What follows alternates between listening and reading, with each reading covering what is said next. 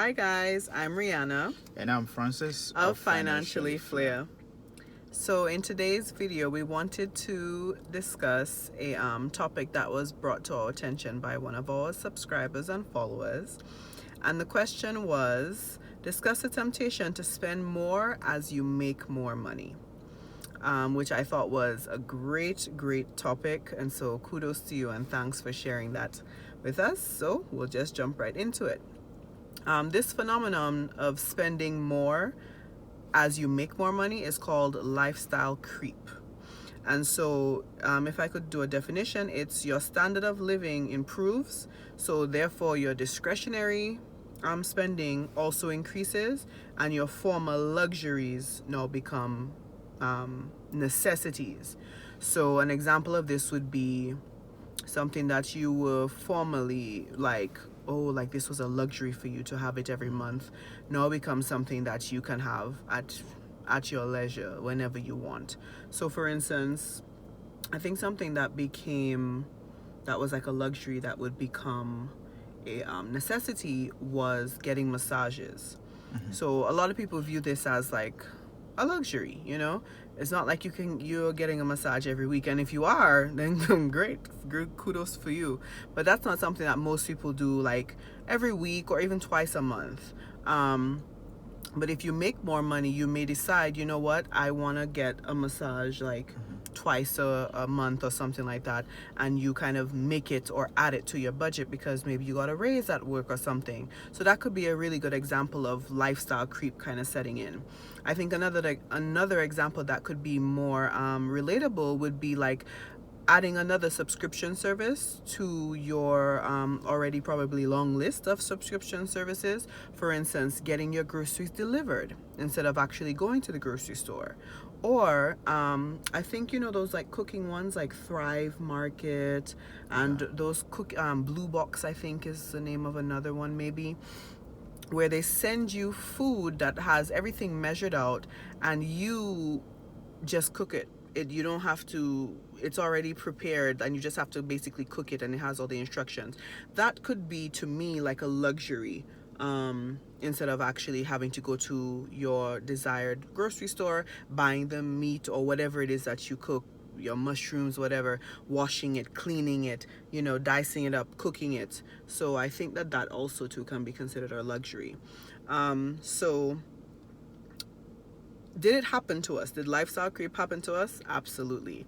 Prior to me getting married to you, I mean, I was kind of like living and doing my own thing, really, which most people, when you're single, you're just kind of living and doing your own thing, paying your bills and paying for the things that you want.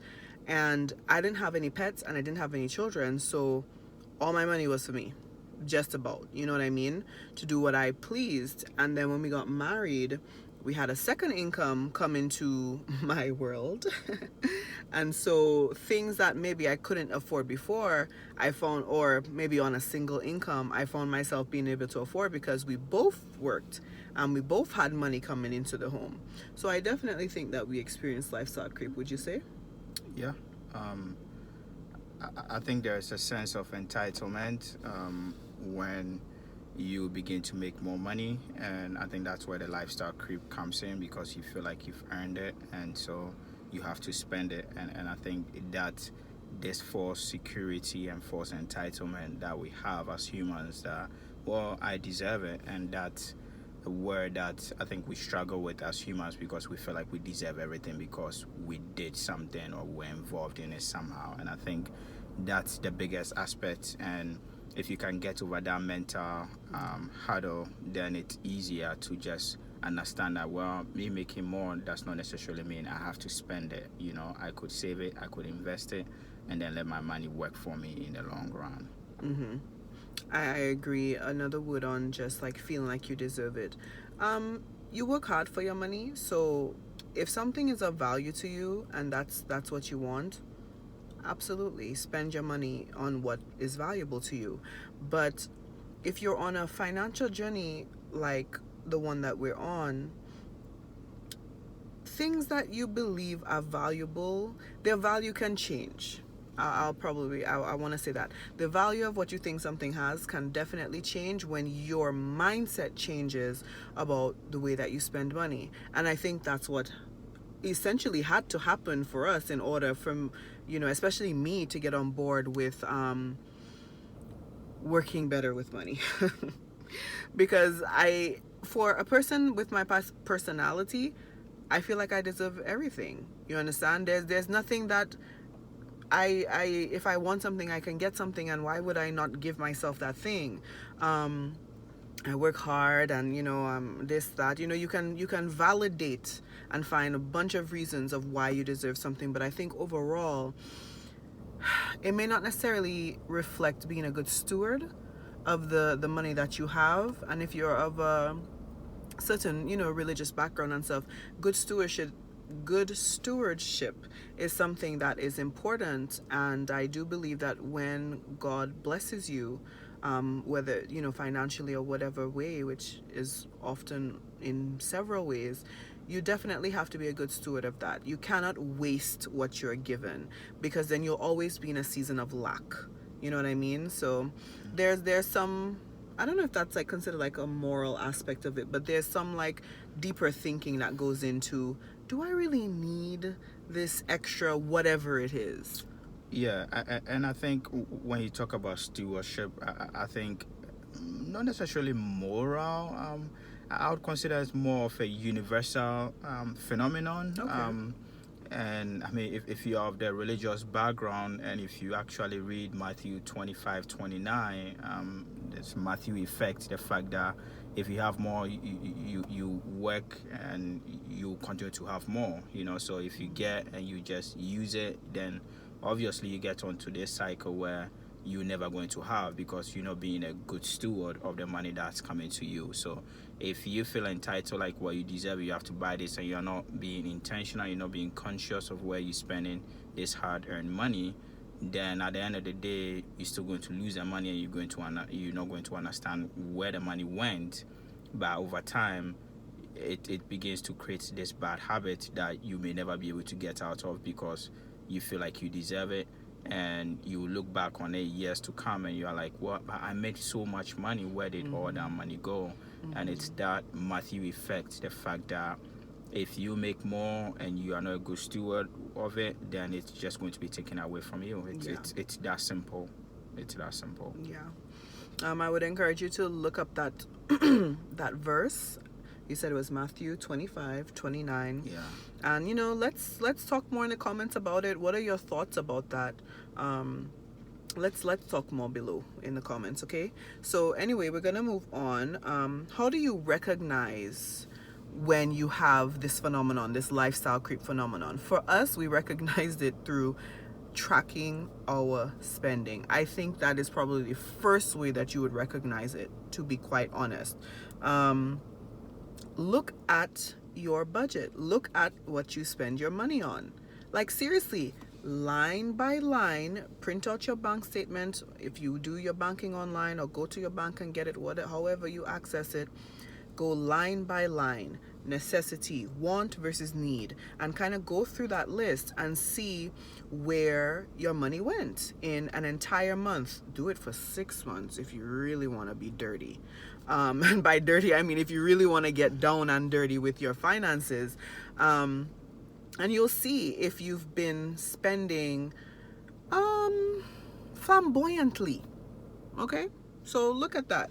But I think that is one of the ways that you will be able to tell if you've been creeping up in your lifestyle. Maybe you got a raise at work, or you're working 2 jobs, you're working overtime, which, honey, if you're working overtime and you don't have a goal for that, like paying off your debt or whatever, why are you working overtime?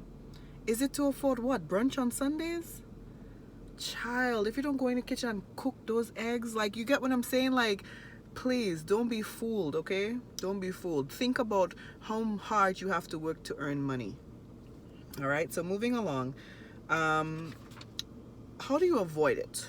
And honestly, we kind of touched on that. It's basically figuring out what's important to you. You kind of started saying that, like, you're a value based Investor. shopper. You're a value investor. It's the only way you can actually stop it and prevent it. Excuse me. And touching up on the tracking, it's the only way you're going to recognize this lifestyle creep. There's no other way. If you have to be a good steward, it comes back to that. You have to know where your money is going, bottom line. But to be able to stop it, you just have to keep doing what you set out to do, and you stick to your plan, you stick to your guns, and you become a value investor by valuing everything that you buy. Maybe, hey, you wanted that shoe, maybe could you wait a couple weeks and get it on sale? Could you track and see if this ever goes on sale? Maybe check another store, maybe check online, check on Amazon, like find other ways where you can get the same thing but for a better price, if you would. So that way you can still enjoy the process, you can still enjoy whatever you want but at a discounted price. And that's what all value investing is about. It's actually putting your money what brings you joy and what brings you happiness, but getting it at a discounted price for the most part. And I know for me, I'm definitely, as a woman, like I am a shoe person, so love to have a lot of shoes. I love jewelry, earrings, the whole nine, makeup. And sometimes when you have you can get into this frenzy of buying all the things, and then you have all these things staring back at you, and like maybe you only gravitate towards, like for me, I only wear like nude lipsticks most of the time, yet I can't even count how many lipsticks I own. And it's just ridiculous amounts of waste that happened because like I could afford it and I could buy it and I wanted it in the moment. And sometimes that instant gratification, it really like makes you suffer in the end, if you will, because you're left with all these things that you're probably never going to ever use all the way down. Like when's the last time you used a lipstick and finished it? I mean, I don't know, maybe it's different for other people. I don't think I've ever finished a lipstick in my life. Or a lip gloss. Okay, well, I take that back. I finished the NYX London. I have done that. But you get what I'm saying. Like, it's very rare that you use something to its entirety. And for those people who do, like for instance, my best friend, she will buy a pair of shoes for $60 and she's gonna wear that shoe until it's done. So that's a value to her. Whereas for me, I probably would never spend $60 on a pair of shoes. And it's just difference of valuing something. You get what I'm saying? And so wherever your value meter lies, I think that's what you need to tell yourself when you're thinking about lifestyle creep and thinking about, should I buy this? Should I afford this? Think about it in the long term. How many wears can you get out of something? How many times are you going to use it? Think about it. Seriously. And I think I'll speak personally from a personal example. For me, I have never been one to have a lot of like winter clothes.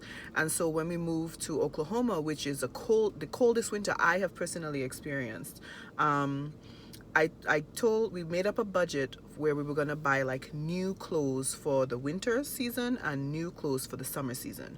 And so I bought like 5 things. Like this sweater is one of them, like this brown top, and a couple of other items. And that's what I've worn the entire season of winter. I switch it up between those 5 tops, and I maybe put on different earrings, or I change my hair, I change my wig, I put on a different lip to kind of make it different every time.